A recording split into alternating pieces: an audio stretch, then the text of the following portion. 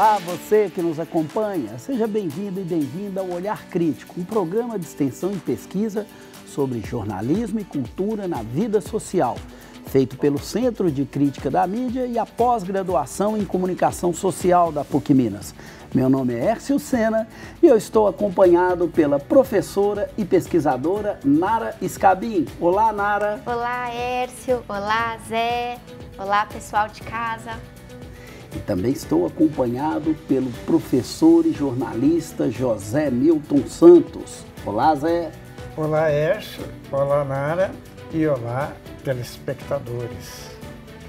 No programa de hoje, abordaremos inicialmente o humor na política e a cobertura da mídia a partir do levantamento feito pela professora Nara Scabin.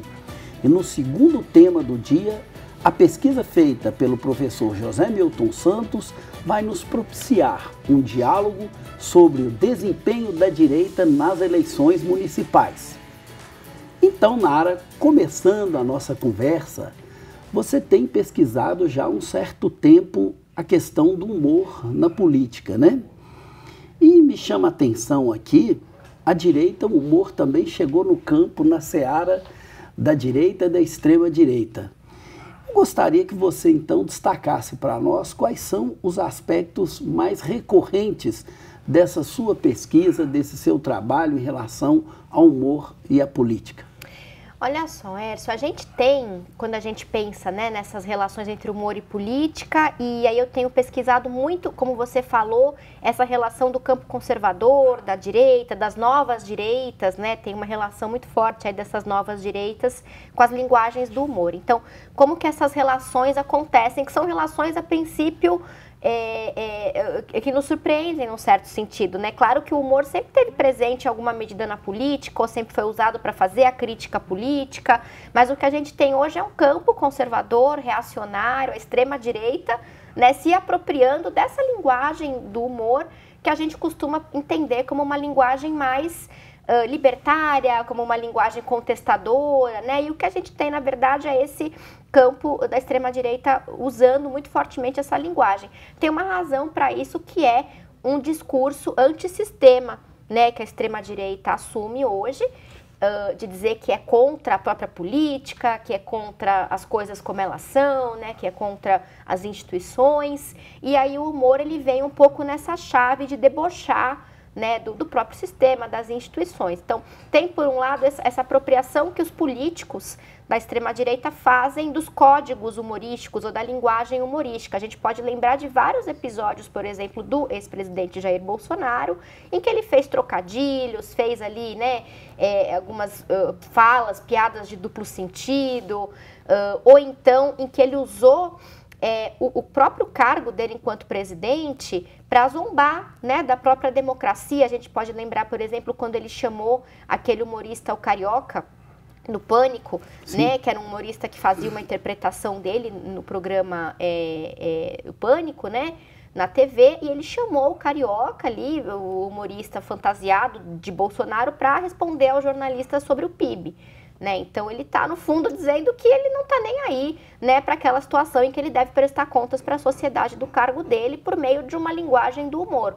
E tem também aquelas situações, isso é muito recorrente na extrema-direita, em que a extrema-direita procura esticar a corda, né, fazer falas que são ofensivas contra grupos minorizados, contra a própria democracia, né? E aí, se essas falas forem questionadas e criticadas, eles vão dizer que foi só uma piada, que não era sério, que as pessoas que estão exagerando de levar aquilo a sério. Tem também essa estratégia, né? E, por outro lado, quando a gente olha para essas relações, então, entre humor e política, sobretudo na chave da direita, da extrema-direita, a gente tem também, tem isso, né? Como eu falei, os políticos que se apropriam dos códigos humorísticos. E tem os humoristas que vão se aproximar de discursos, de ideologias da direita, da extrema-direita, sobretudo aqueles que se autoproclamam politicamente incorretos, né? Que são humoristas que usam aí a desculpa de estarem fazendo humor para, no fundo, ofenderem os mais diversos grupos minorizados, né? Ofendem mulheres, ofendem pessoas negras, ofendem LGBTs, ofendem pessoas com deficiência, né? E dizem que isso faz parte da liberdade de expressão do humor. e que eles estão lutando contra o que eles chamam de uma ditadura do politicamente correto, que é, no fundo, nada mais do que um avanço civilizatório de a gente entender que existem limites, né, na expressão, que a gente deve respeitar a liberdade de expressão, mas também deve respeitar outros direitos, a dignidade dos vários grupos, né, e assim por diante. Mas eles, então, se aproximam da extrema-direita por esse tipo de humor.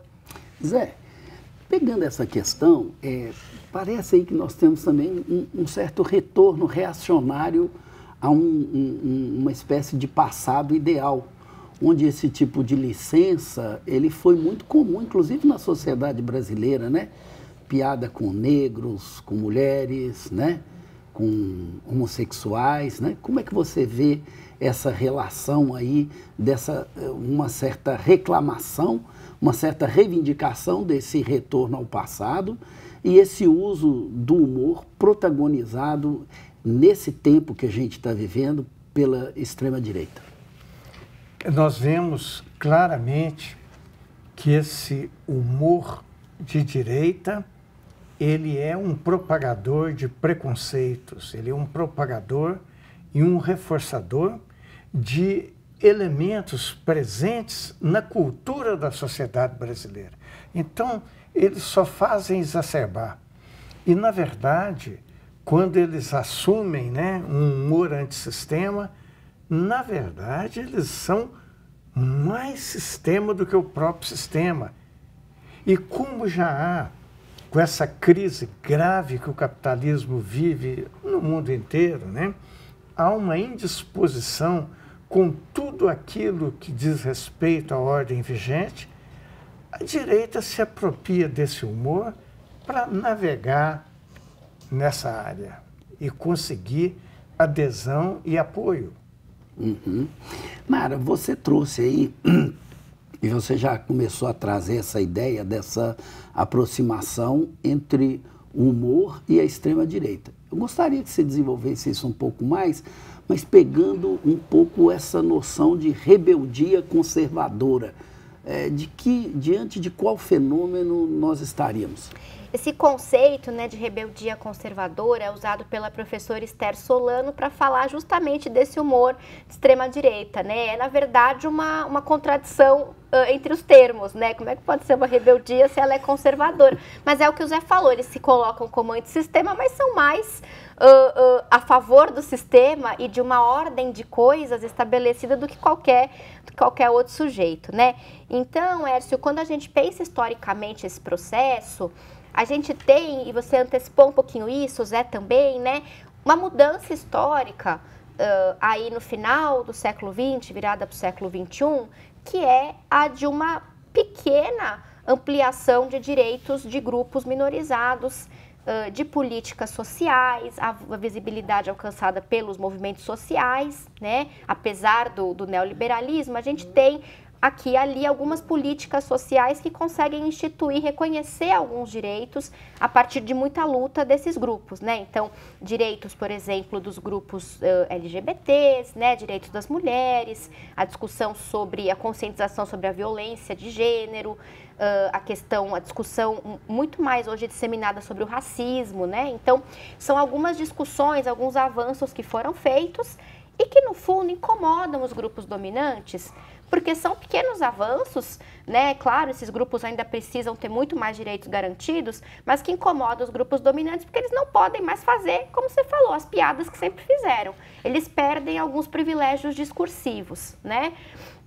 Então, esse processo tem sido chamado pelos pesquisadores de virada conservadora, que é uma percepção por parte de grupos dominantes de que eles perderam a sua hegemonia, ou um pouco dela, né, que eles não estão mais com a bola toda, ou pelo menos não estão com a bola toda quanto estiveram antes, e aí, né, eles querem retomar esse espaço que eles sentem que perderam, né, que é um espaço também pequeno, há muito mais a avançar em termos de conquistas de direitos para esses grupos minorizados, né, de conquistas democráticas, mas isso já incomoda esses grupos dominantes. Aí vale lembrar o que o Zé falou também, né? O humor brasileiro, né, se a gente pensar no humor televisivo, né, como o humor midiático em geral, ele reflete os valores da sociedade em que ele está inserido, né? Ele reflete, ele refrata, ele intensifica, ele exacerba, né?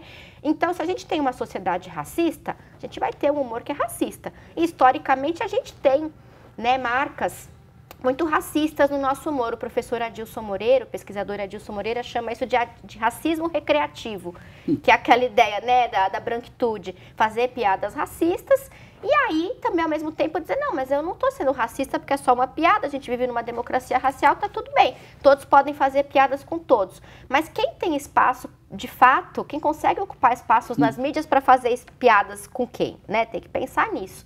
Então, é esse movimento, né, de percepção de perda de uma certa hegemonia pelos grupos dominantes e uma tentativa de retomar, né, essa hegemonia perdida. E aí eles vão, isso é mais particular dos dias de hoje, embora o humor sempre tenha refletido valores dos grupos dominantes, o que a gente tem hoje é a construção de uma identidade conservadora no campo humorístico. Isso é importante pensar. Bem, Nara, agora a gente vai te fazer uma pergunta, a gente não. O estudante de jornalismo Neemias Lourenço tem uma pergunta para você.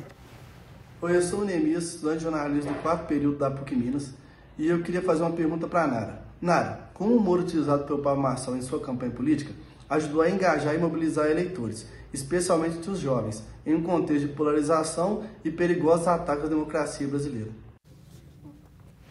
Ótima pergunta, viu, Neemias? Obrigada por mandar aqui sua questão. É importante demais lembrar do caso do Pablo Marçal, né? Quando a gente fala sobre essa relação entre humor e política.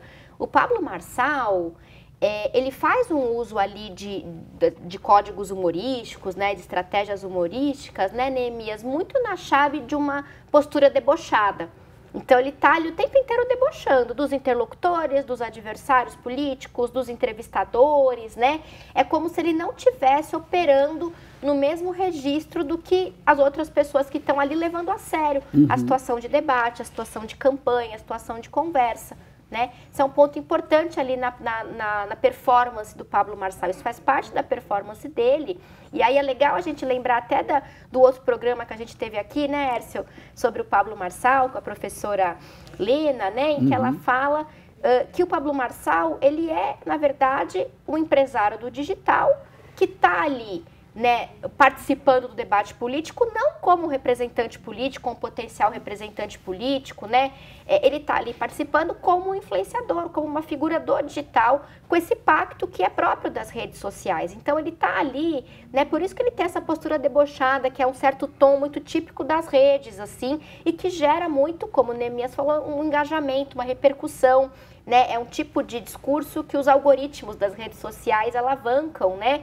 Eu até fiz aqui um levantamento. Se a gente pega, por exemplo, comunidades online de apoiadores do Pablo Marçal, de fãs do Pablo Marçal, tem várias páginas assim, né?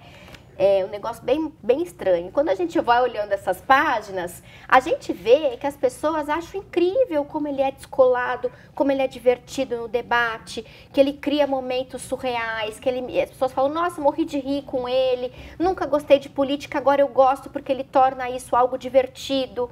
Então tem essa adesão porque no fundo ele tem já um séquito de seguidores que ele traz dessa atuação dele anterior à política, né?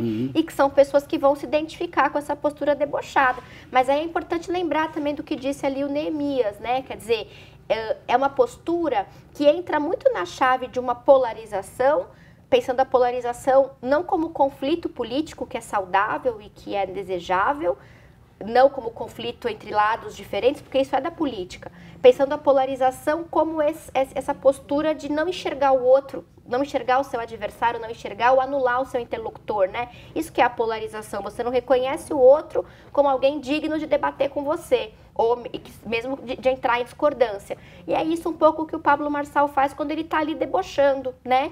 Nesse sentido, é também um desrespeito à própria democracia. Ele está dizendo que ele não está jogando com as regras do jogo democrático. Eu sempre gosto de pensar na metáfora do pombo jogando xadrez, né? Que é aquela ideia que se você vai jogar xadrez com o pombo vai ganhar de você. Não porque o pombo seja um exímio enxadrista, porque ele não é, mas porque ele vai derrubar as peças, ele vai sujar, ele vai voar. E ele vai, na prática, sair daquela situação bem, porque ele não jogou conforme as regras do jogo, não importa quão exímio você seja, você vai perder. É isso que faz o Pablo Marçal. Zé, você falou uma coisa interessante, né? Que a prática da extrema-direita, ela, na realidade, ela nunca é antissistema. Ela é a mais a defesa mais rigorosa do próprio sistema. O humor, nesse caso, seria uma espécie de uma chave de recuo para essa, ou mesmo de dissimulação desse gesto da direita, na medida em que ela não rompe exatamente com o sistema? Exatamente. Na verdade, como a Nara já disse, né, o Pablo Marçal, com o uso do humor, do deboche, da desqualificação dos adversários, do uso de mentiras constantemente, ele, na verdade, rebaixa o nível do debate. E, rebaixando esse nível do debate, ele puxa os seus adversários para o buraco. Nara, e uma pergunta importante para você, quando você tratou aí desse conceito, que é uma contradição em termos, né? Rebeldia conservadora, como você mesmo colocou. E quando ele chega assim, ao alcance da repercussão midiática, como é que a mídia brasileira trata essa questão do humor na extrema-direita? Como é que você vê isso aí a partir da sua pesquisa, da sua investigação? Olha, essa cobertura, né, da imprensa comercial sobre esse fenômeno que a gente pode chamar de rebeldia conservadora é uma cobertura que a gente pode considerar contraditória em alguns níveis, né? Primeiro, assim, existe uma repercussão grande na mídia de casos em que os humoristas são processados, de casos em que os humoristas sofrem algum tipo de sanção, né, por terem feito falas politicamente incorretas, né, ou seja, ofensivas, no fundo, contra direitos humanos fundamentais, porque é disso que se trata o humor politicamente incorreto, e aí tem uma vasta repercussão. E essa repercussão é uma repercussão que se dá na chave de um discurso que é muito caro para a imprensa, que é o discurso liberal sobre liberdade de expressão. Então, a imprensa, quando cobre, né, esses casos, por exemplo, a gente pode lembrar do caso do humorista Léo Lins, né, um caso que eu pesquisei. Ele, em 2023, né, em maio de 2023, a Justiça de São Paulo determinou a remoção de um vídeo do canal dele no YouTube. Ele é um humorista de stand-up e esse vídeo era a gravação de um espetáculo de stand-up com piadas ofensivas contra vários grupos, pessoas com deficiências, né, piadas racistas, e a Justiça então determinou que esse vídeo fosse retirado do YouTube. Então isso foi amplamente coberto. E essa repercussão se deu de uma maneira, primeiro, né, dando bastante espaço para os argumentos do próprio humorista e da sua defesa, né, de que, olha, isso foi censura, não pode, não falar mais nada. Claro, são argumentos que a gente entende que a imprensa vai repercutir, mas não há uma repercussão igual ou equilibrada do ponto de vista dos argumentos críticos ao humor que ele faz, né? E a gente pode entender isso como parte de uma adesão, consequência do fenômeno, que é a própria adesão da imprensa a esse discurso de que, olha, liberdade de expressão é sagrada, não pode sofrer nenhum tipo de limitação, ela deve ser irrestrita. E, na verdade, isso é um problema do ponto de vista constitucional, porque ela não é irrestrita. Sim, e aí a gente acaba tendo, né, também quase que uma concessão da mídia para esse tipo de prática. É assim também que você vê, Zé? É assim que eu compreendo e concordo plenamente com o que a Nara disse, né? Na verdade, essa concepção de uma liberdade restrita de expressão, ela advém da primeira emenda à Constituição estadunidense, né? Embora nem lá seja assim, porque recentemente nós temos visto que as manifestações públicas, as manifestações através das várias mídias contra, por exemplo, o genocídio praticado por Israel é censurado. Uhum. Então não é irrestrito. E, na verdade, não há liberdade irrestrita e de liberdade de expressão irrestrita em lugar nenhum do mundo. Porque acima, por exemplo, desse direito, há outros direitos. Há direito à dignidade, há direito à vida, etc., que não podem ser desrespeitados. Uhum. A liberdade de expressão defendida por essa extrema-direita é a liberdade de caluniar, a liberdade de mentir, a liberdade de debochar, a liberdade de se expressar e de expressar os seus valores ou antivalores. Uhum. Nara, tem uma coisa, não sei se sua pesquisa alcança, mas quando você estava falando aí, eu fiquei me perguntando aqui, é sobre esse gênero do talk show, né? Como é que você vê esse gênero no apoio a isso? Porque a maioria das referências que a gente tem desse gênero está nesse tipo de prática. Ou eu estou enganado? Não, você está certo, Hércio.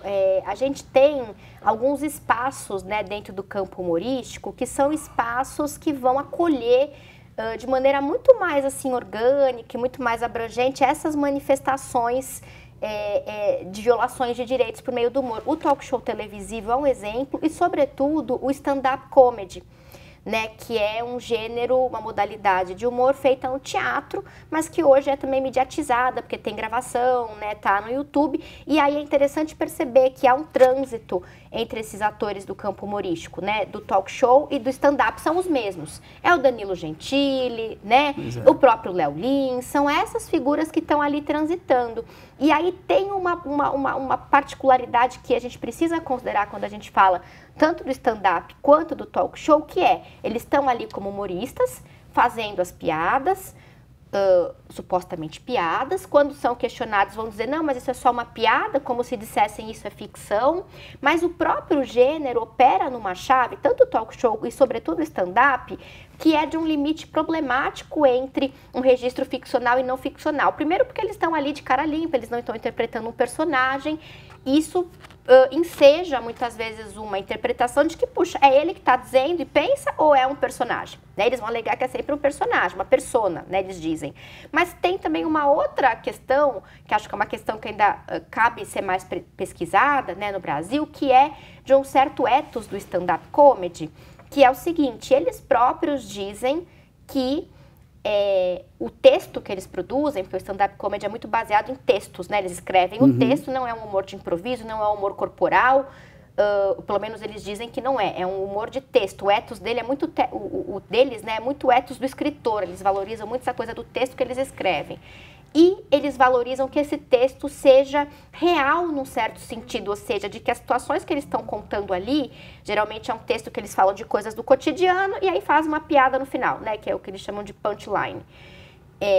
Esse texto, que é uma espécie de crônica do cotidiano deles, há um apelo dentro do campo humorístico de que eles não estejam mentindo, inventando coisas, que as situações cotidianas que eles contam, eles tenham passado mesmo. E tem casos de humoristas que falaram ali de maneira mais genérica, de situações que eles não viveram e foram cobrados por isso. Olha, você não está fazendo direito stand-up. Então vejam que é uma confusão. Eles dizem que é só uma piada, ou seja, que é só ficção, mas o próprio gênero opera numa base de um limite confuso entre ficção e não ficção. Então acho que também esse é um elemento, Hércio, ou são elementos que potencializam essa dimensão, né, mais assim, propícia à disseminação desses discursos de ódio, discursos violentos e também a uma recepção crítica, né, desses discursos.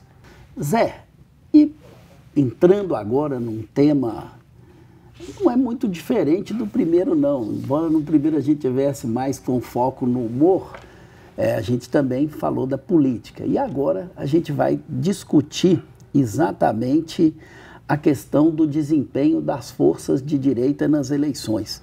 E para começar essa conversa com você, eu gostaria que você trouxesse aqui a sua interpretação sobre qual foi o desempenho das forças de direita nas eleições municipais. O desempenho, isso foi ressaltado por todas as mídias comerciais, as mídias independentes, a mídia internacional. Foi ressaltado esse desempenho do que eles chamam centro, mas na verdade é um centro-direita, né? Não é centro. E um declínio da ultradireita, da extrema-direita. E mesmo no campo da extrema-direita, a perda de hegemonia do bolsonarismo. Aqueles candidatos, dos 17 candidatos apoiados explicitamente por Bolsonaro, só 2 se elegeram. E nós vemos também, né, um certo declínio da votação na esquerda. Isso é expressivo. Agora, quando a gente vai comparar, nós estamos comparando o quê? O desempenho dessas forças políticas nessa eleição ou o desempenho de cada força política dessa em relação às eleições anteriores. Porque se no campo da esquerda nós tivemos uma perda expressiva do PDT, do PCdoB, da Rede, o PT cresceu quase 40%, cresceu 38,5% em relação às eleições de 2020. No qual já tinha sido sofrido um revés grande. Exato, né? Exato. Então, esse crescimento ainda também não é um padrão que ele tinha, já teve. Não é, mas já é uma certa recuperação. Porque quando a gente coloca esse dado no quadro do desempenho dos demais partidos progressistas, partidos de esquerda, partidos democráticos, o desempenho do PT se destaca. Porque 40% não é pouca coisa. Embora a gente tenha que colocar algumas ponderações.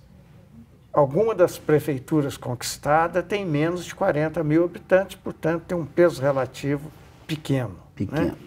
Nas grandes capitais, nas capitais, o PT não ganhou nenhuma prefeitura.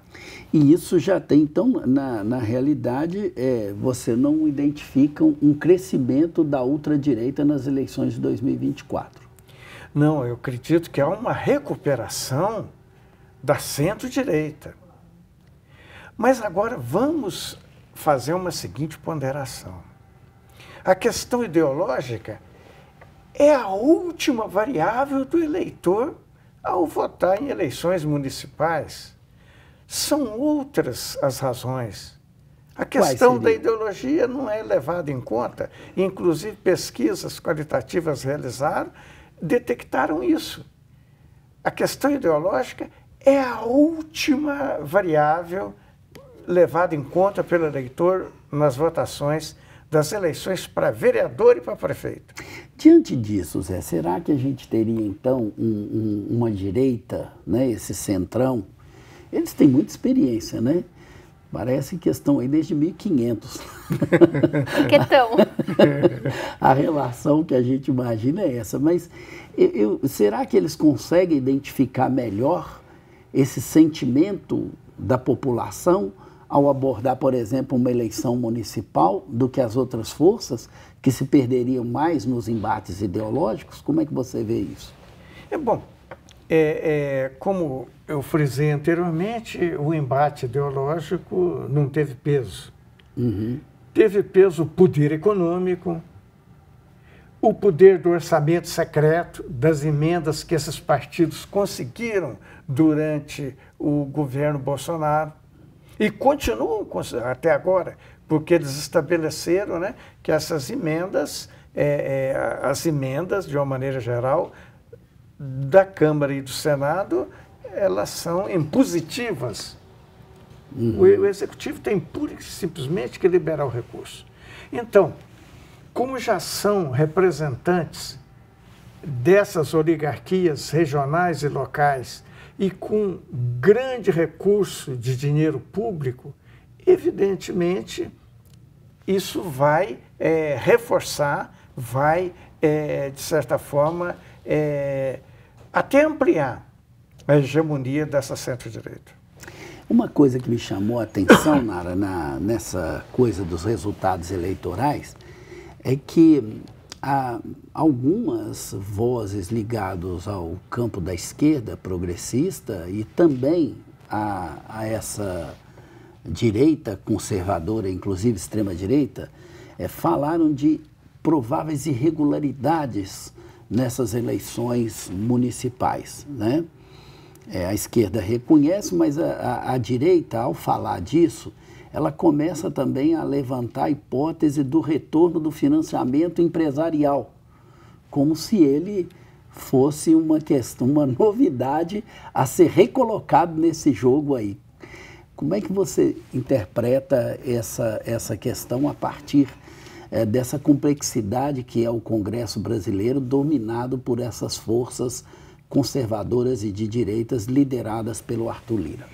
Me parece, né, que esses posicionamentos, né, Hércio, que você destacou, que eles refletem justamente esse arranjo de forças e essa situação que o Zé coloca, né, quer dizer, que o Zé trouxe, né, explicou pra gente, de um grupo político, centrão, que na verdade é a direita, né, mas uma direita que não é essa extrema-direita do Bolsonaro, da ultradireita, né,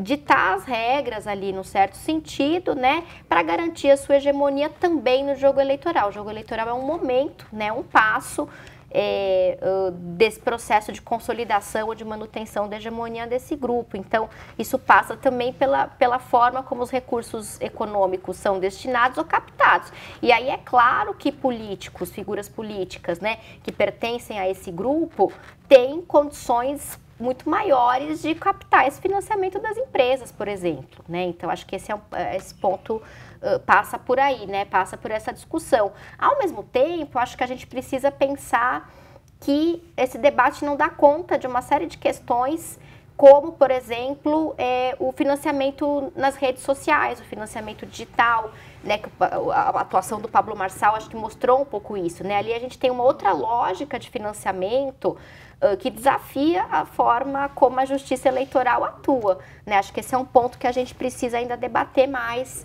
e pensar, né, em termos de financiamento de campanhas. Bom, agora nós vamos ter uma pergunta de estudante, mas para o Zé, né? Quem vai fazer a pergunta é o aluno João Pedro Diniz.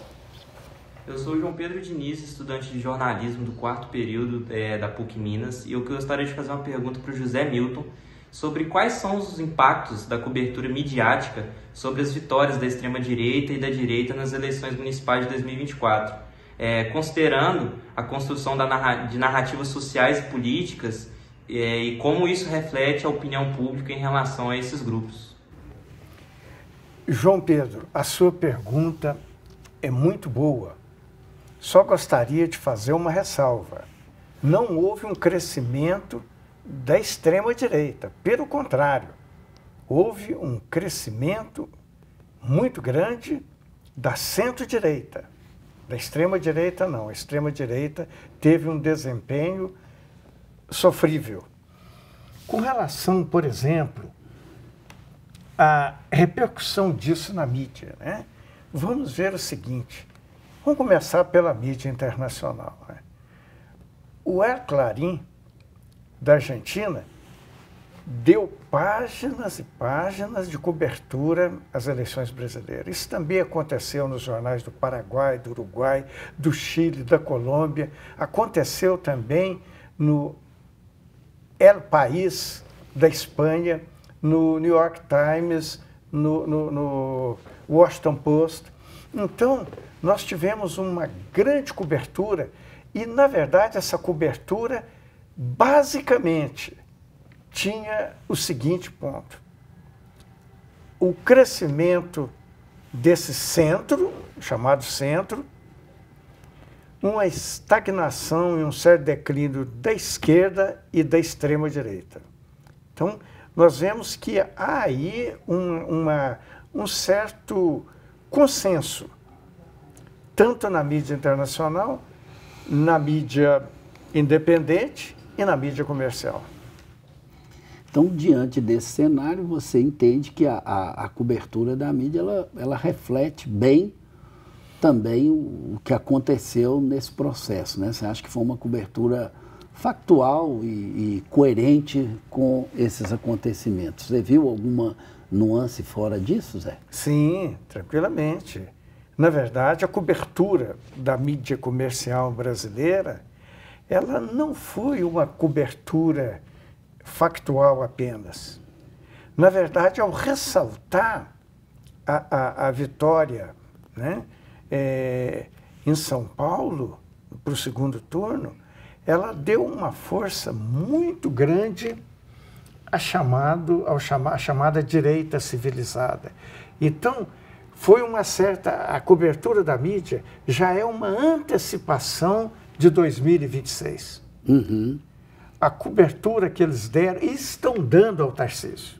Uhum. Por outro lado, o desprezo e a cobertura negativa que é dada ao Bolsonaro. Ao contrário de tempos idos, hoje toda a mídia comercial noticia com grande destaque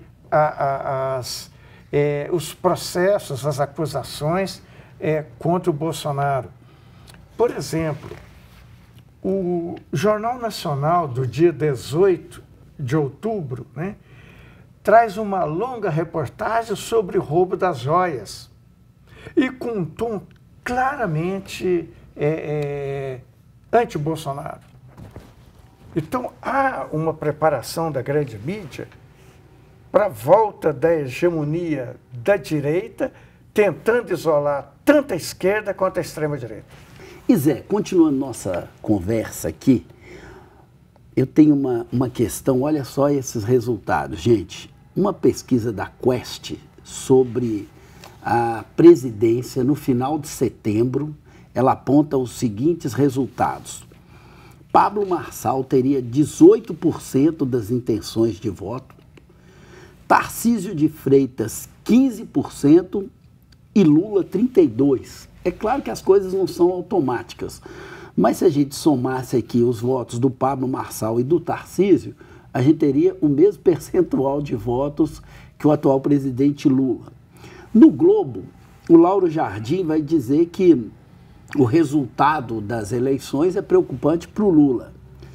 E no 247, eles vão dizer que Lula vence a direita fragmentada, mas preocupa o aumento de eleitores que acham que Lula não deve ser candidato. Então, eu te pergunto o seguinte, Zé, com essa força, embora o Pablo Marçal não foi para o segundo turno em São Paulo, ele é uma força emergente desse processo eleitoral. O que representa o fenômeno desse outsider na política brasileira, na sua avaliação? Eu acho que ele representa aquilo que o próprio Bolsonaro já representou no passado. E ele significa, antes de mais nada, o declínio do bolsonarismo. Porque ele está disputando esse mesmo segmento do bolsonarismo, que é o segmento da ultradireita, que, segundo cálculos de instituto de pesquisa, corresponde a 20% do eleitorado brasileiro. Então, esse eleitorado de ultradireita, que foi, nas eleições para a Prefeitura de São Paulo, capturada pelo Pablo Marçal, evidentemente não foi retirado da esquerda, foi retirado do bolsonarismo, ou seja, é no campo e na disputa por hegemonia no interior do mesmo segmento. Então, nesse caso, nós teríamos uma extrema-direita fragmentada e ainda por cima em disputa interna. Mas como é que você também, Nara, comenta aí essa questão da emergência do Pablo Marçal como um nome presidenciável? Porque, apesar de tudo, dessa análise que o Zé fez, um patamar de 15% para um candidato que até ontem não era conhecido, é extremamente significativo. Muito, muito significativo, né? Um número bastante expressivo. Eu acho que tem aí, né, como você falou, Hércio, essa fragmentação da extrema-direita, sobretudo uma disputa interna, uma disputa por hegemonia, né, no campo da extrema-direita, que está se desdobrando e que aí a gente tem essas figuras, né, tem o Bolsonaro em declínio, tem o Pablo Marçal, tem o Tarcísio e essa direita bem comportada, de banho tomado, que a imprensa comercial apoia, né, como uma candidatura mais estável e mais segura, né? Mas todos estão no campo da extrema-direita. O que o Pablo Marçal tem, me parece ali de muito singular, e aí eu gosto da leitura que o cientista político Jorge Chalub fez, ele deu uma entrevista para o Intercept, fazendo uma análise muito boa do Pablo Marçal, e ele aponta que o Pablo Marçal, ele representa, dentro da extrema-direita, claro, uma radicalização moral do liberalismo. Eu acho que essa interpretação é muito boa, na medida em que o Pablo Marçal, ele é um pouco uma síntese de valores como a iniciativa privada, o empreendedorismo, um certo individualismo profundo e muito exacerbado, né? e até uma certa dissolução do que é a ideia do Estado, né, do processo político, do interesse público, né? Porque ele está ali falando nessa figura do coach, né, do empreendedor, e aí, claro que ele tem esses 15%, porque ele herda uma parte desse eleitorado da extrema-direita do Bolsonaro, mas também porque esse discurso de radicalização moral do liberalismo tem muito apelo, inclusive nas periferias e entre os segmentos mais pobres e as classes trabalhadoras. O que não contradiz também com a política da centro-direita, né? Esse discurso do empreendedorismo e tal, talvez a forma que o Marçal e o Bolsonaro vão replicá-lo, isso incomoda, vamos dizer assim, a grande mídia e a direita brasileira. Mas, assim, a essência do discurso, ele tem trânsito, inclusive apoio nessa burguesia brasileira e também nos grandes jornais do país. Não tem não, Zé? Tem sim. Então, a gente poderia dizer que o substrato, se a gente for ver mais profundamente, a diferença entre a ultradireita e a direita é mais superficial, está mais no campo do comportamento político, né? Que a grande mídia chega a dizer, quando se refere ao Tarcísio, né, como um bolsonarista que sabe usar as talheres. Usar as talheres, ou seja, estamos diante de uma direita bem comportada ou uma direita mal comportada, é isso? Não? Depende do que você entende também como bom e mau comportamento aí, né? O que ele fez na privatização da Sabesp em São Paulo não me parece um bom comportamento. Depende de quem está analisando, né?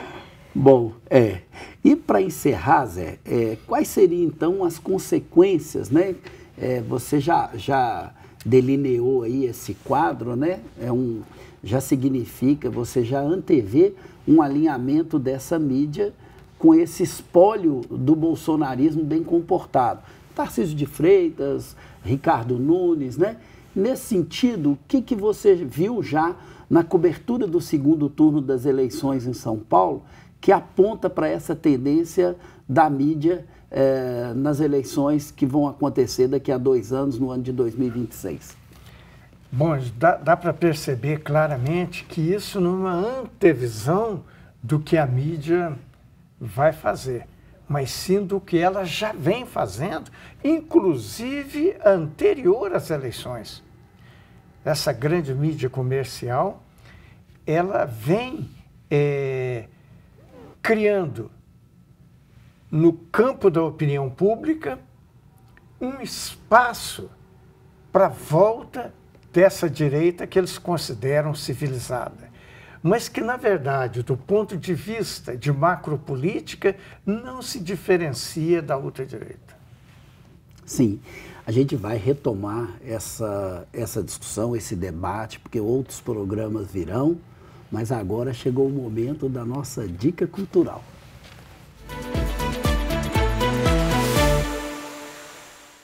Bom, e hoje minha mãe dizia um ditado que era o seguinte: casa de ferreiro, espeto de pau, né? A gente nunca indica as coisas que a gente tem, mas hoje eu vou fazer diferente, vou indicar um produto que é genuinamente dessa bancada aqui, que é um artigo escrito por mim, pela Nara, o debate sobre liberdade de expressão no jornal O Globo, mediação jornalística e hierarquização de vozes e condicionamentos ideológicos, né? Eu e a Nara fizemos esse artigo recentemente, pegando inclusive reportagens que nós analisamos de 2023 e 2024, no jornal o Globo, onde o tema liberdade de expressão estava presente no título. Então nós fomos ver aí como que o jornal o Globo trata esse conceito de liberdade de expressão, né? Então tem apoio ali de vozes do campo jurídico, de vozes do campo jornalístico. Então é a indicação que eu deixo para vocês lerem, né? Está na revista Alterjor, publicada pela ECA, né? Da ECA USP, não é isso, Nara? É isso, né? Mesmo, Hércio. Então fica aí a minha indicação do dia. E o que você trouxe para a gente, Nara? Olha, eu trouxe uma indicação de um livro, né, temático aqui em função do tema do nosso debate, que é o livro Não é Só uma Piada, da Júlia Leri, né, publicado pela editora da PUC Minas em 2018. E esse é um livro que nasce, né, justamente da pesquisa de mestrado que a Júlia fez no programa de pós-graduação em comunicação da PUC Minas, sob orientação do professor Márcio Cerelli. Né? É um livro muito interessante, né? Uma pesquisa brilhante da Júlia, em que ela analisa talk shows televisivos, a gente falou deles aqui, né? O talk show de noite e o Agora é Tarde, né? Apresentados pelo Danilo Gentili. Ela analisa essa figura do Gentili, desses talk shows, e ela mostra como esses programas constroem ali uma blindagem ideológica, né? Usando a roupagem do humor, então a ideia de que é só uma piada, né, o que eles estão falando, para poder proferir discursos que, na verdade, são discursos de violação de direitos fundamentais. Então, esse título, né, do livro é muito bom, porque o argumento desses humoristas é que o que eles estão fazendo é só uma piada. Mas a Júlia problematiza, ela vai dizer que não é só uma piada, até porque um texto nunca é só um texto, todo texto tem um contexto e tem uma ideologia por trás. E você, Zé, o que você tem de dica para hoje? A minha dica de hoje, ela dá sequência à série de indicações que eu tenho feito de obras que têm como contexto, como pano de fundo, a ditadura empresarial militar de 64 a 1981. E o livro que eu indico... 85. O livro que eu indico é o livro Reflexos do Baile, de Antônio Calado. Antônio Calado, um jornalista e escritor, né? Ele faz uma obra experimental, uma obra constituída de fragmentos de bilhetes, de fragmento de correspondência, né? É uma mistura de diário com romance epistolar. Ele quebra um pouco aquilo que era uma característica das suas obras. O tom realista, por exemplo, de Quarupi, de Sempre Viva, de Bar Dom Juan, e faz uma obra mais hermética, uma obra mais fragmentada, um caleidoscópio, onde a leitura não é uma leitura fácil, não é uma obra que conseguiu alcançar o grande público leitor, é uma obra que teve uma circulação restrita. Mas eu acredito que a atualidade desse livro é muito grande, porque ao retratar, né, como pano de fundo, o sequestro do embaixador dos Estados Unidos, Charles Albright, e por grupos de resistência armada, né, a ALN, Aliança Libertadora Nacional, e o MR8, Movimento Revolucionário 8 de Outubro, né, essa obra vai retratar policiais torturadores, guerrilheiros, assaltantes de banco, sequestradores, intelectuais e os diferentes grupos de esquerda que estavam naquele momento, a partir do AI-5, se mobilizando e se envolvendo na resistência armada. Então, é um livro que vai refletir também, né, o caráter extremamente conservador e preconceituoso da sociedade brasileira, que, inclusive, não deu sustentação, não deu apoio a essa luta contra a ditadura. Então, essa revelação nessas eleições, desse caráter conservador da sociedade brasileira, isso não é de hoje. Isso é um traço histórico que vem marcando, né, todas as manifestações culturais, todas não, mas a maioria das manifestações políticas, culturais nem tanto, né, principalmente nos períodos eleitorais como agora. Ok. Bom, então eu entendo que a gente fez aí boas indicações, né, muito articuladas com o debate que a gente fez. Quero te agradecer, Zé, pela presença mais uma vez, pela contribuição, pelo diálogo fecundo. Muito obrigado. Eu que agradeço, Écio, agradeço a você, agradeço a Nara e agradeço principalmente a todos os nossos telespectadores. Obrigado também, Nara, mais uma vez, pela presença, pela participação, por trazer aqui sua pesquisa e compartilhar conosco também. Eu que agradeço, Hércio, um prazer, um aprendizado sempre dividir a bancada com vocês. Obrigada também, Zé, é um prazer estar com você e obrigada a quem nos acompanha em casa. Agradeço também nossos alunos que fizeram pergunta. E assim terminamos o nosso programa. E lembramos a você que ele está disponível no YouTube e nas plataformas Spotify e Deezer. Um abraço e até a próxima semana.